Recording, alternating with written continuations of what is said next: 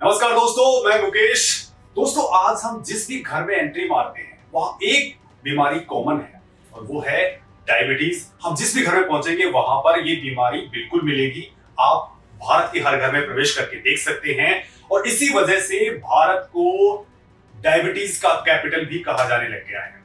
और इस देश के अंदर ये बीमारी आखिर क्यों इतनी तेजी से घर करती जा रही है, इसके बारे में जानने के लिए और आखिर उससे हम कैसे छुटकारा पा सकते हैं, कैसे हम लोग इससे निजात पा सकते हैं, साथ ही कैसे क्या कुछ किया जाए कि बीमारी कम हो सके, इसमें कैसे कंट्रोल हो सके, इन तमाम बातों को जानने के लिए मैं आज पहुंचा हूं। हमारे साथ में है डॉक्टर संजीव कुमार जी। और डॉक्टर साहब, आपसे ये जानना चाहेंगे कि वास्तव में भारत डायबिटीज का कैपिटल क्यों बना? एक बात तो हम लोगों को पॉपुलेशन, हम लोग करोड़ों में हो गए। दूसरा इंसिडेंस, हर पांचवा भारतीय डायबिटिक है। 20% पॉपुलेशन, मतलब हमारे अगर राज्य भी गिन ले तो 3 से 4 राज्य पूरे डायबिटीज के हो गए। डायबिटीज स्ट्रेस की वजह से बढ़ता है, डायबिटीज लाइफस्टाइल चेंजेस की वजह से बढ़ता है। अमेरिकन हमसे मोटे होने के बाद भी डायबिटिक नहीं बनते, इंडियंस जल्दी डायबिटिक नहीं बनते, ना कि डायबिटिक बनते हैं, हार्ट अटैक भी जल्दी आ जाता है। इसलिए डायबिटीज का जल्दी डायग्नोसिस बहुत जरूरी है। आज की तारीख में युद्ध स्केल पे इस वक्त इंडिया डायबिटीज से जूझ रहा है और इस वक्त सरकार को कोई ना कोई तो स्टेप लेना पड़ेगा, नहीं तो ये हमारे हाथ से बाहर जाने वाली चीज। लेकिन सर, बड़ी बात ये है कि डायबिटीज को लेकर के आधे से ज्यादा लोग ऐसे कहते हैं ये फेक है, कुछ लोग बोलते हैं सही है। वास्तविकता क्या है वो बताइए। कभी भी मशीन झूठ नहीं बोलती। प्रॉब्लम क्या है, हमने अमेरिकन की बात मानना शुरू कर दिया, उन्होंने हमें कंफ्यूज कर दिया। उन्होंने कहा खाने की शुगर खाने से पहले वाली एक, खाने के बाद वाली एक, 3 महीने वाली एक, सुबह वाली अलग, दोपहर वाली अलग। हमारे लोग हो जाते हैं कंफ्यूज। मैंने सिंपल स्टेटमेंट निकाला, सिंपल, अगर आपका शुगर कभी भी 200 से ऊपर नहीं जा सकता, आप क्या भी खा लीजिए। अगर आप प्लेन शीरा भी पी ले तो आपका शुगर 200 क्रॉस नहीं कर सकता। और आप में से किसी का भी शुगर अगर 200 से क्रॉस कर रहा है तो आप इवेंचुअली हाई शुगर में जी रहे हैं, जिसको इंडिया ने इजाद किया था और उसको बोला था मधुमेह। मधुमेह क्या बोलते थे, जब भी कोई आदमी यूरिन पास करता था तो उस पर चींटियां लग जाती। मीठी यूरिन, मधुमेह की बीमारी का इजाद इंडिया में हुआ था। दुख की बात यह है कि आज की तारीख में भी हम लोगों के पास इसका पक्का इलाज नहीं है। सर, कोरोना के बाद में स्थितियां थोड़ी सी और विकट हुई हैं, तो कोरोना के बाद ऐसा क्यों हुआ कि लोगों के अंदर ये बीमारी ज्यादा घर करती जा रही है, या ज्यादा तादाद में इसमें देखने को मिला? खाने की कोई कमी नहीं थी और 2 साल के लिए लोग लॉकडाउन में अपने काम से अलग टेंशन में बैठ के खाना और वीडियो देखना, मोबाइल देखना वाली चीजों के साथ जुड़ गए। कोई भी फिजिकल एक्टिविटी नहीं कर रहा था। कितने लोग जिम कर पा रहे थे, कितने लोग वॉक कर रहे थे, घरों के अंदर बंद थे, छोटे छोटे घर थे। इसकी वजह से वजन बढ़ा, एंट्री आपकी कैलोरीज की कम नहीं हुई। इस वजह से डायबिटीज और बढ़ चढ़ के आया। जिन लोगों को कोरोना आया, स्ट्रेस आया, जो लोग हॉस्पिटल से जाके आए, जिनको स्टेरॉइड लगाए गए, उनको शुगर और बढ़ के आया, जिनको नहीं था तो भी। तो शुगर के लेवल्स अनलिमिटेड होने लगे। जिन लोगों को शुगर नहीं था, कोरोना के पेशेंट्स डायबिटिक होने लगे। इसलिए 10 से 20% तो इंक्रीज यही हो गया और 20% हम पहले ही डायबिटिक थे, इसीलिए इसका इंसिडेंस बहुत बढ़ गया है। सर, स्ट्रेस का क्या प्रभाव पड़ता है इसके ऊपर? सर, हमारी बॉडी में और एक हार्मोन होता है जिसे कहते हैं एड्रीनलिन। जैसे ही आपको कभी लगता है ना कि मैं एग्जाम के लिए जा रहा हूँ, मुझे अंदर से डर लग रहा है, तो पेट में चुंटियां कूदने लगती हैं, हाथ के अंदर ऐसे अजीब अजीब सा होने लगता है, तो हमारी बॉडी के अंदर एड्रीनलिन ग्लैंड एक हार्मोन बनाता है एड्रीनलिन, जो एनर्जी जनरेट करता है। ये एनर्जी फटाफट शुगर को बर्न करती है और बर्न करके सारी बॉडी में पहुंचाती है, जिससे कि हम लोग एनर्जेटिक होते हैं। इस शुगर की रेज होने की वजह से सिस्टम को बहुत नुकसान होता है। इसीलिए पुराने जमाने में बोला गया था प्रोलॉन्ग फास्टिंग। हम लोग, जो मुस्लिम लोग थे वो लोग रोजे रखते थे, जो हिंदू लोग थे वो लोग व्रत रखते थे। ये इसी से बचने के पुराने तरीके थे जो हमने छोड़ दिए। सर, ये डायबिटीज कितने प्रकार की होती है? बहुत सारे प्रकार लोग इसको लेकर के कंफ्यूज रहते हैं।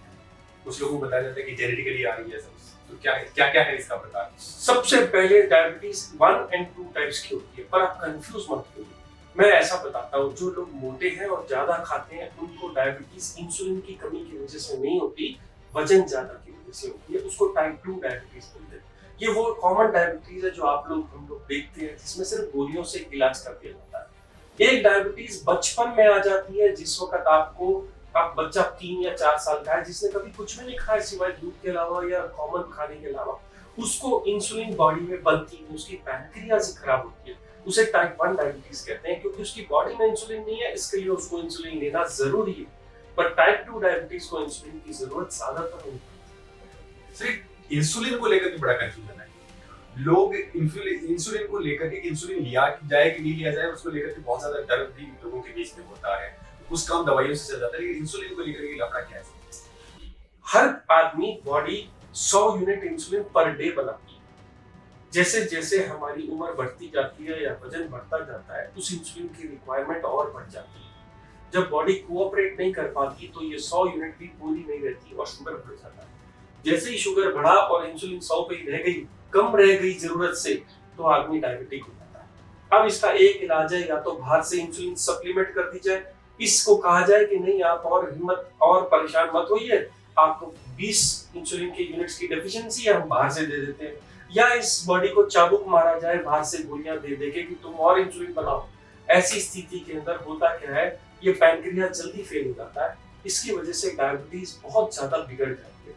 इसलिए जब भी आपकी बॉडी में इमरजेंसी सिनेरियोज है, मैं एग्जांपल बोलता हूँ आपको, अगर आपको प्रेगनेंसी है, अगर आपको बॉडी में इंफेक्शन है, अगर आपकी किडनी खराब हो गई है, क्रेटिनिन बढ़ा हुआ है, डायलिसिस में है, आपको हार्ट अटैक है, या आप किसी भी वजह से आईसीयू के अंदर एडमिटेड है किसी इंफेक्शन की वजह से मान लीजिए, तो उस वक्त लड़ने के लिए इन पैनक्रियाज को चाबुक नहीं मारा जाता, गोलियां नहीं दी जाती, इंसुलिन दी जाती है कि आपके अंदर 100 यूनिट है, हम आपको 20 बाहर से देते हैं, आपकी जरूरत पूरी हो जाएगी, तो बॉडी हील जल्दी हो जाती है। अब सर इसको लेकर के एक और जो चीज होती है खान पान को लेकर के दूसरी बात है। उस खान पान को लेकर बड़े कंफ्यूज होते हैं लोग। बहुत सारे लोग बोलते हैं गुड़ खा लीजिए, जो शुगर है वो मत खाइए, शक्कर है वो मत खाइए, और अपने गुड़ खा लीजिए। दूसरे लोग बोलते हैं कि मार्केट के अंदर जो मतलब शुगर फ्री वाली जो प्रोडक्ट्स आ रहे हैं उनको ले लीजिए। तो इसमें क्या लेना चाहिए और क्या अवॉइड करना चाहिए, क्या सही क्या गलत?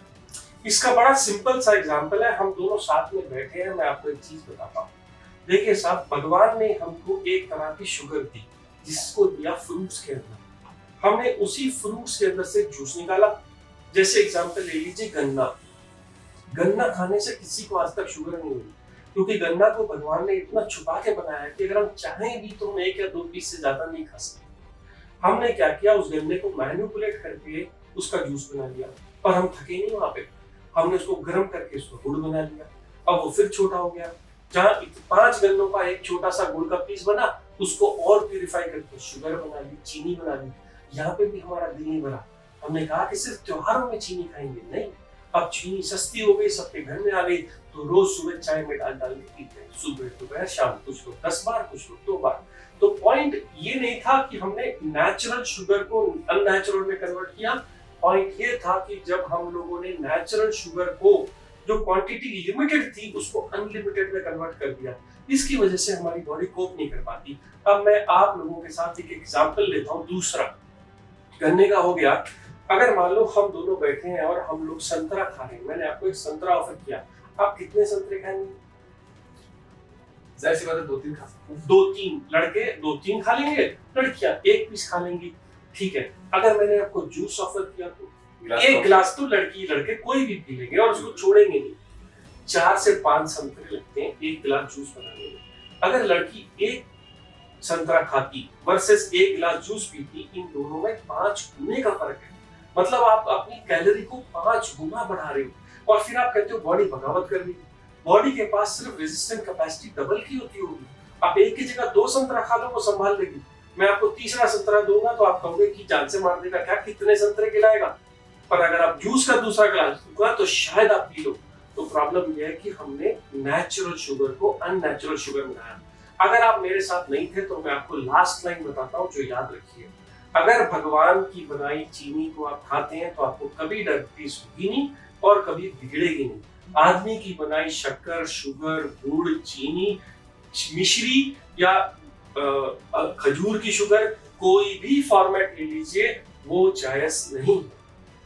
सर जब खाने की बात आ गई तो ऐसा क्या खाया जाए और क्या हम जो डेली खाते हैं हमें क्या खाना चाहिए क्या नहीं खाना चाहिए जिससे हम इससे बच सकते हैं? सर जी, हमें नॉर्मली हम लोग दाल चावल खाते हैं, हर घर में दाल चावल मिलता है।